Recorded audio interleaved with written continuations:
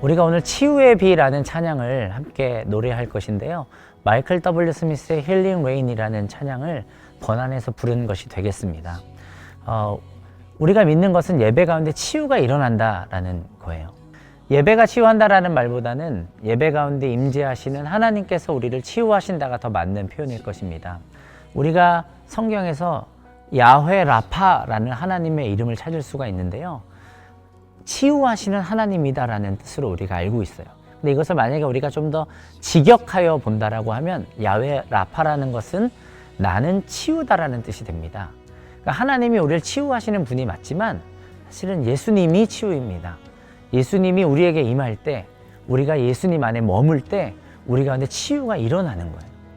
예수님과 우리가 연합될 때 예배 가운데 치유가 있다라는 것을 우리는 그렇게 믿는 것입니다. 치유라는 것은 몸의 치유를 말하기도 하죠. 우리가 믿는 것은 진짜로 예배 가운데 우리 몸의 육체적인 질병이나 우리 몸의 문제들의 치유가 나타나는 것을 우리는 봅니다. 예수님이 이 땅에 오셨을 때 수많은 치유의 사역이 일어났듯이 어제나 오늘이나 영원토록 동일하신 예수님의 임재 가운데는 지금도 치유가 나타납니다. 그런데 우리가 오늘 좀 근본적으로 이야기하고 나누고 싶은 것은 가장 근본적인 치유가 무엇이냐라는 것입니다. 그것은 한편 영의 치유라고 말할 수 있고요. 죄라는 질병으로부터의 치유라고도 말할 수가 있는데, 죄는 일종의 질병입니다.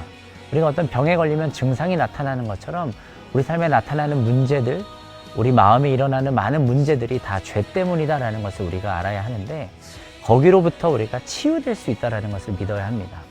결국에 죄 그 자체인데요. 죄를 벗어나지를 못하는 것이죠. 죄를 이기지를 못하는 것입니다.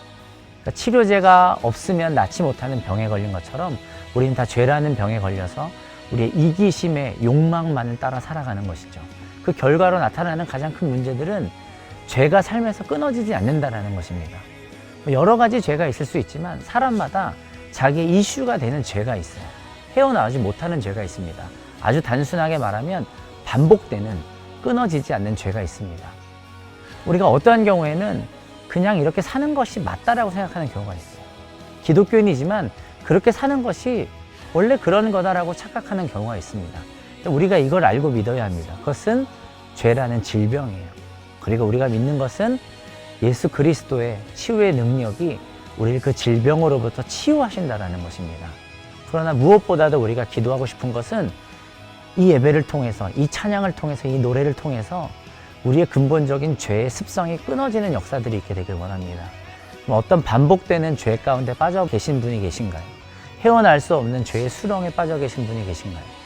이 노래로 예배할 때 복음의 능력이, 십자가의 능력이, 예수 그리스도 이름의 능력이 치유의 피로, 성령의 피로 우리 가운데 임하여서 우리를 완전히 씻기시는 역사가 있을 것입니다. 그 믿음으로 함께 예배했으면 좋겠습니다.